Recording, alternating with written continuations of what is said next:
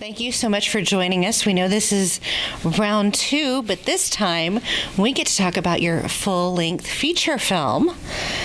I have gotten to see this, which thank you very much for making that possible for those of us to get to see and do our research and Google stalk you. I got to do some Google stalking of you.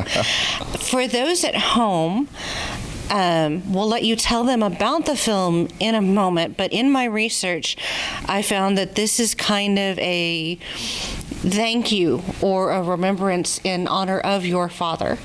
I am very sorry for the loss of that. That is never an easy thing, but it is a beautiful testament to a man who, in my research, I found did some amazing things here in Kansas with law, ACLU award winner, among other things. He was a man who brought change to the world and helped make it a better world, and now you're doing that with your art. So please tell those at home a bit about this piece. So Penitentia is a legal crime drama about a young attorney who takes on a pro bono prison rights case. And as he defends his clients, he uncovers criminal negligence as well as corporate negligence. And it really forces him to decide what type of attorney he needs to become. I wrote the film as an homage to my father, as you said, and he was a civil rights attorney here in Wichita, Kansas for 50 years. And he believed in social justice, he believed in truth, and he believed in holding those in power to account. And he dedicated his entire life for that. And when I was driving to his funeral, I was wondering how I could eulogize him. I knew that I was not able to speak at his funeral. I just wasn't ready to do that. But I can see, I concepted this piece as I did the 6-hour drive, and shortly after that, I started writing. And within a couple of months, I had the first draft of the script. And then I had decided that the next step was as I was ready to make it as a feature film, and within 3 months of that time, we were filming. And from what I found, that this is truly something that you had passion and love for, and you were able to accomplish in a rather quick time, which is not the norm.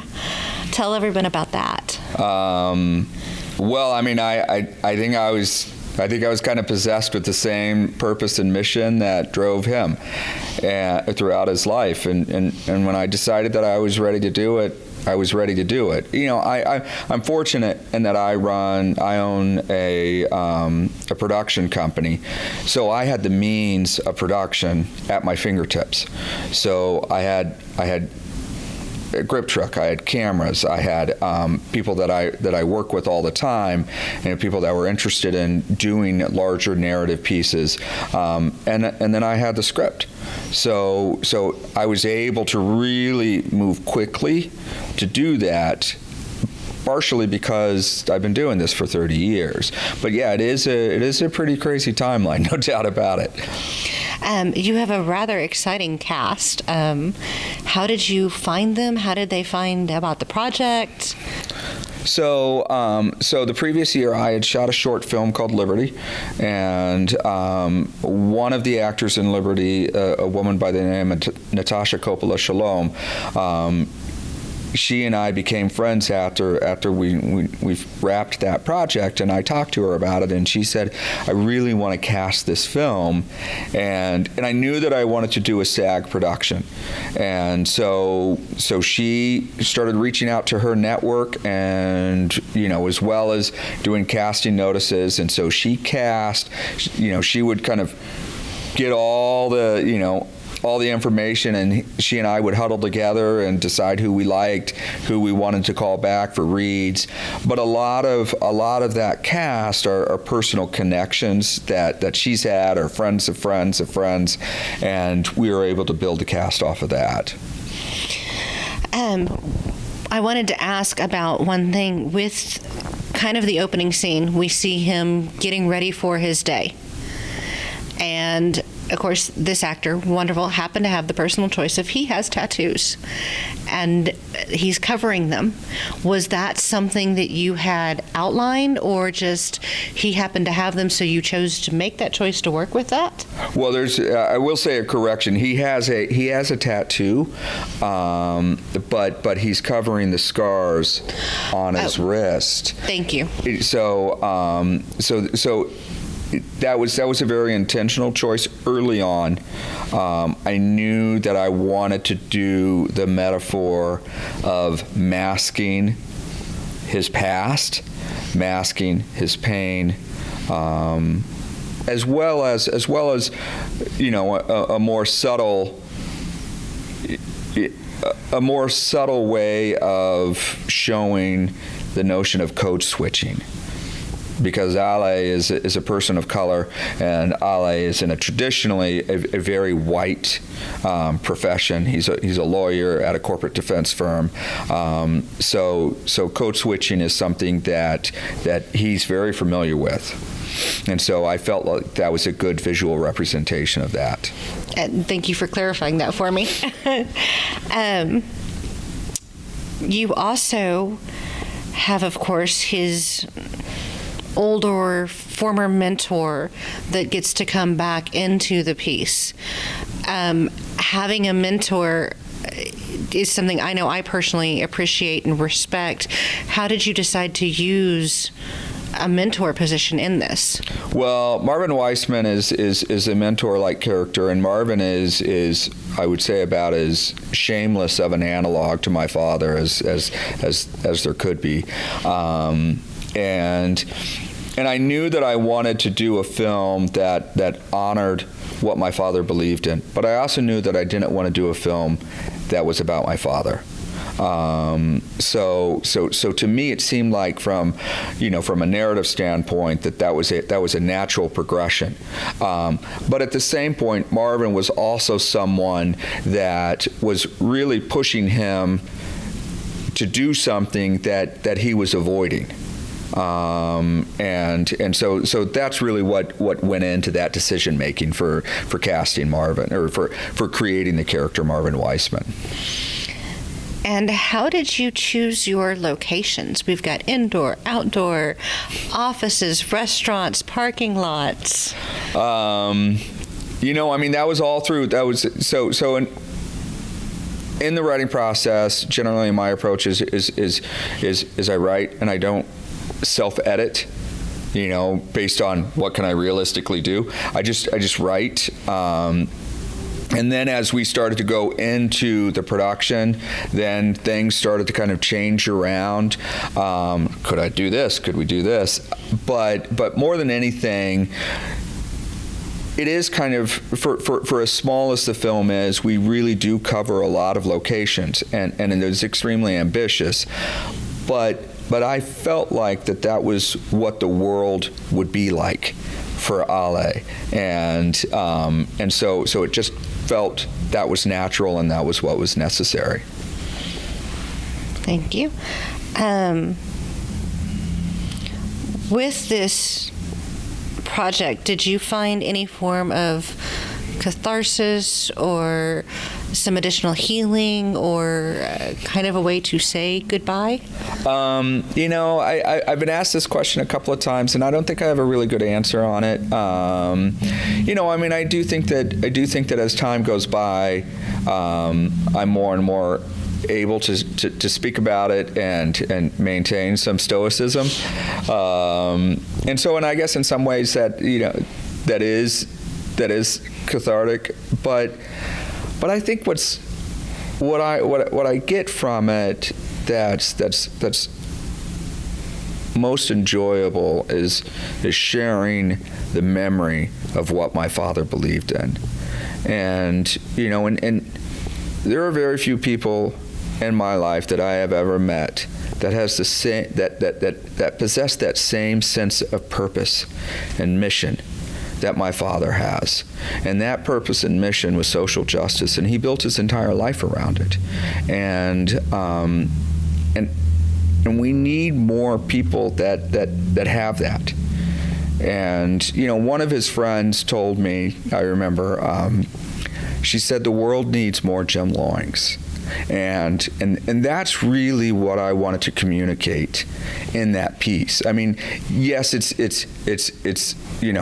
an homage, it's an epilogue for my father, but also I think it's a call out to we need a stronger commitment to social justice, and we need people that are willing to really sacrifice themselves for the type of clients that my father really, really dedicated his life to. Will you have another continuation of where LA goes in the future? Or is that something that just is way off in the maybe possibility? Oh, we joke. So Glenn Stanton is the lead. He plays Villacaño, and there is another character, an investigator by the name of Shelley Wolf, played by Rusty Schwimmer. And so they have nicknames. Glenn's character's nickname is Egg, and Shelley Wolf, her nickname is Wolf. So we joke that we're gonna make a series, Egg and Wolf, about the two of them, and we have a lot of fun talking about that. And I kick it around in my head, and I think, I see it on IFC channel like Hap and Leonard, and so I've got that kicking around. I would definitely be there for it.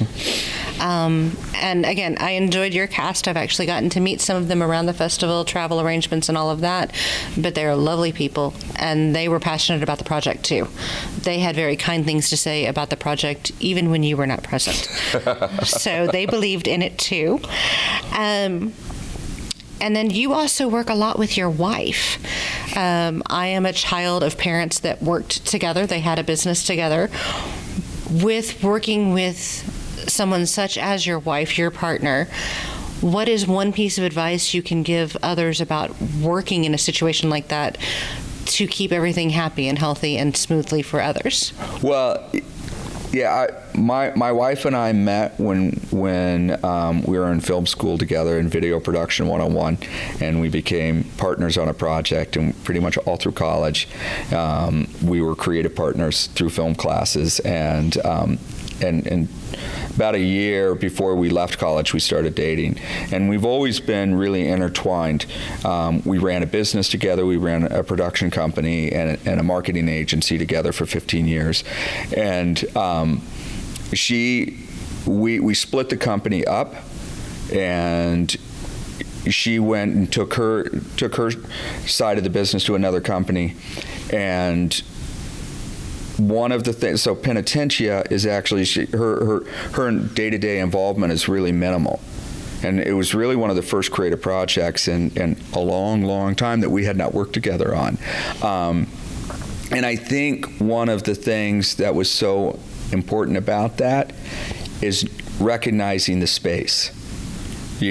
Understanding that for that project, for the project of the marketing agency, is knowing that's time to step away from both of us, and that was okay, because there are times when she wants to do something different than what I want to do, and sometimes I want to do something different, but being lifelong partners, giving each other the space to do that. Having said that, we're joined at the hip. I mean, she's wandering around Tallgrass right now with, and she was a producer on Liberty, the short film. So I mean, I think it's just kind of being really conscientious of each other. Because, boy, when you share so much, it's hard sometimes to lose yourself in it and not see that your partner is someone different than you. Excellent. Well, for those of us watching, how can they follow you? How can they see what's coming up and what projects you've got going out there? So, the company site is mercury-films.com, but on Instagram, if you wanted to follow Penitentia, it's Penitentia Film, and then my own personal site is chrisloing.film. So, but I'm not very good at curating a lot of the social media. I'm kind of an old guy in that regard. My kids, it drives them crazy. So they're trying to update that stuff and keep me current. But we really believe that Penitentia is the first major step towards our next series of features, and so we're building a really strong foundation for the next feature and the next feature. Well, thank you. We'll keep watching, and thank you so much for your time today, and I hope you continue to enjoy the festival. Yes, this is a great festival. We love it.